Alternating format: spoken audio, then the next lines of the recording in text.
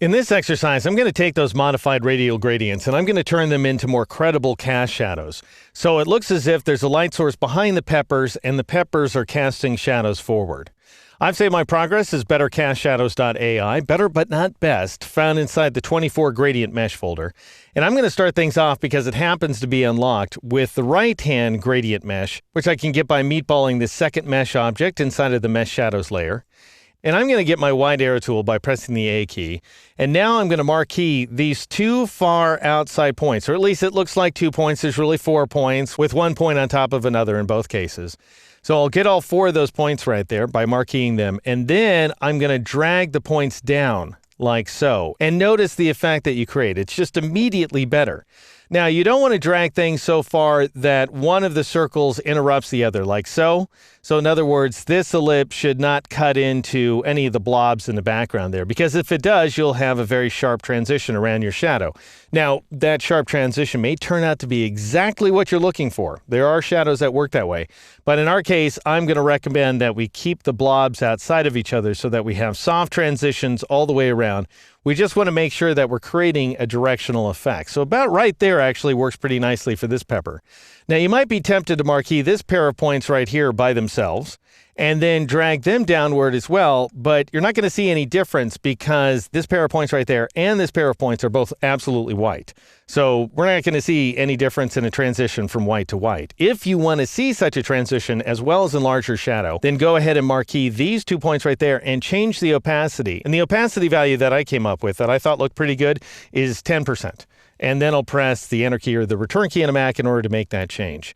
And then finally, I just feel like the interior is a little too dark, so I'm going to marquee this pair of points, the second to inside points that are associated with the mesh, and I'm going to change their opacity to 95%. And believe it or not, that does help make a little bit of a difference. That lightens up the shadow just ever so slightly underneath that pepper.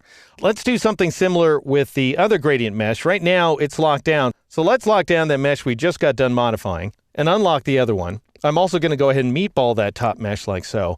And I'm going to marquee these 2 points right here. This is why it's so essential that the right-hand mesh is locked so that we don't end up selecting into it. And now I'm going to drag down into the left like so. Now that ends up creating a sharper effect. If we touch the inner ellipse to that outer blob right there, we get a pretty sharp transition. So you might not want to go that far with it. You might want to take it out just a hair like so. And then I'll go ahead and marquee this pair of points right there, and I'll change the opacity value to 10%, so we're doing the same thing we did with the other pepper shadow.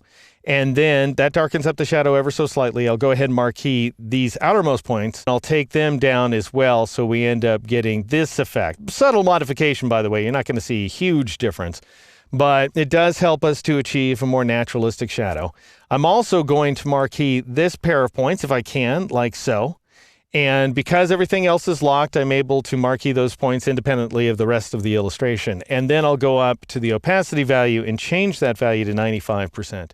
And then press the Enter key or the Return key on a Mac. And that is it. And we end up with these shadows right here, which I think are quite impressive. They're just that little sort of subtle hint of a shadow that absolutely makes the pepper feel like it's part of a scene.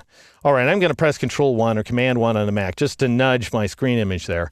And I'm going to twirl close Mesh Shadows, and then I'm going to turn on my text layer just so that we can see the final illustration. Now, at this point, let's say you want to modify the color of those shadows. Well, that's really easy to do now. I'm going to go up to the Object menu, and I'm going to choose Unlock All, just to unlock everything inside this illustration so we can get to both of the shadows. And I'll press the V key in order to switch to the black arrow tool. I'll press Control-Y, Command-Y on a Mac in order to switch to the outline mode. And I'll click off the shapes in order to deselect them, because after you unlock everything, then everything that just got unlocked is selected. So you want to deselect everything and then click on one of the shadows and shift-click on the other one in order to select them both. Press Control-Y or Command-Y again to switch to the preview mode. And I'm also, by the way, going to press Control-H or Command-H to hide my selection edges. And now I'll go up to the color panel, switch back to HSB, and I'm going to dial in some slightly different values. I'm going to change the hue value to 15 degrees, which is going to add a little bit of yellow to the shadows. If you go too much farther than that, the shadows end up looking green just by comparison to these bright red peppers. Then I'll lower the saturation value to 50%, and I'll leave that brightness value set to approximately 35%, and we get this effect here. So more neutral, lighter shadows as well. But notice that all of that opacity information remains intact, so it's very easy from this point on to modify the color of those shadows. And the last thing I want you to notice is even though if you were to inspect these shadows very closely, you're going to see some rough edges going on. Those edges are just an artifact of Illustrator Screen Redraw. If you were to actually take this artwork into Photoshop, you can see that we have very soft, organic-looking shadows around these wonderfully hyper-organic-looking objects, thanks to the power and flexibility of Gradient Mesh inside Illustrator.